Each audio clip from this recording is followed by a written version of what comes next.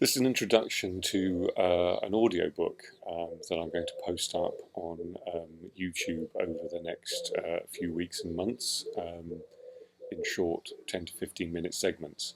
It is the final book in a trilogy that I've written over the past 15 years.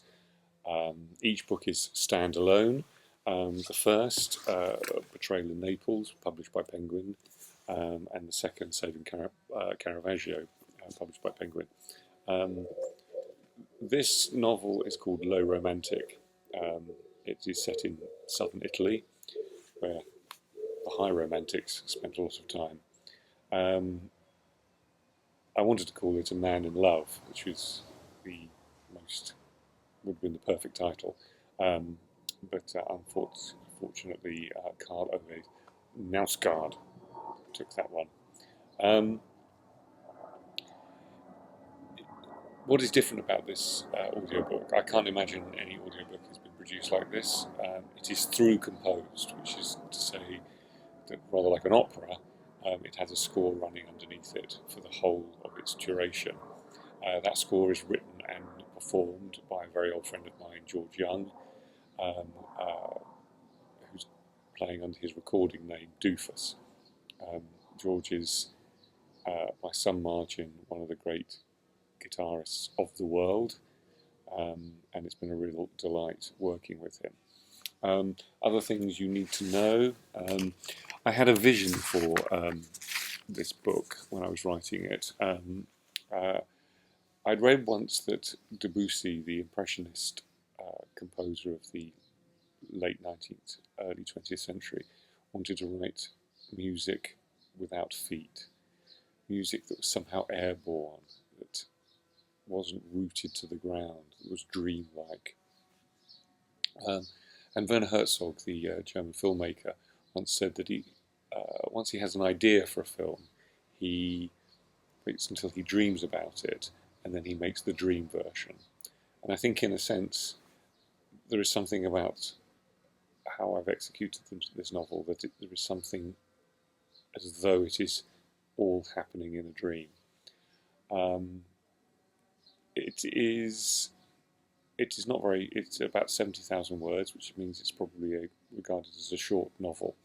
Um, because I didn't want a black screen, or while the novel is being narrated, the music plays. I've created a sort of parallel, slightly impressionistic set of images, um, mostly very abstract, to sit alongside it, just so there is some visual appeal if you find yourself watching the screen as the show as the book is being narrated. Um, so yeah, that's it. So it begins, as all books. It has a couple of pages of sort of miscellaneous stuff before we get into the actual text, and so I'm going to deal with that now. The first is a poem by Emily Dickinson, which I think, I have to say, sums up the heart of this novel in 8 lines. Whereas upon, it took me 70,000 words. Okay. There is a pain so utter it swallows substance up, then covers the abyss with trance, so memory can step around across upon it, as one within a swoon goes safely where an open eye would drop him bone by bone. This is one of my favourite poems of all time, and I think there is something quite trance-like about my novel.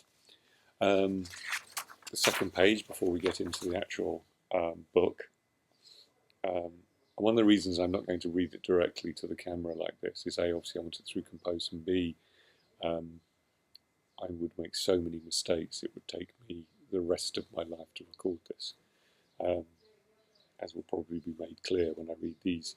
So at the top it says, from the notebooks of Daniel Shawn, and Daniel Shawn is the lead character, the protagonist. In his first quote it says, When I am asked why I have made Naples my home, I reply that a man in love, if you argue strongly for the dignity of such a state, is regarded as a hero. The second quote: despite its narrow streets, Palermo is not like Naples, a city of shadow.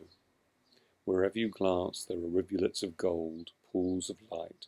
The stucco and marble on the monuments and buildings are as bright as ice cream, sorbet, candied fruit.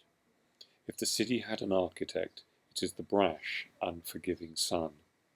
Yet despite all this brilliance, Palermo has a darker aspect, more violent and pitiless than that of Naples. Palermo is a mirage, a trick of the sun.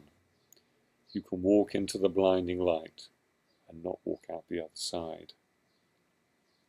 The final is a quote within a quote. It quotes Keats. When Keats wrote "A man in love," I do think casts the sorriest figure in all the world. He must have forgotten for a moment that to be in love is the state par excellence of negative capability. Okay, so with that, in a couple of days or 24 hours, depending, I will post up the first 10 minutes of Low Romantic. I do hope you enjoy it.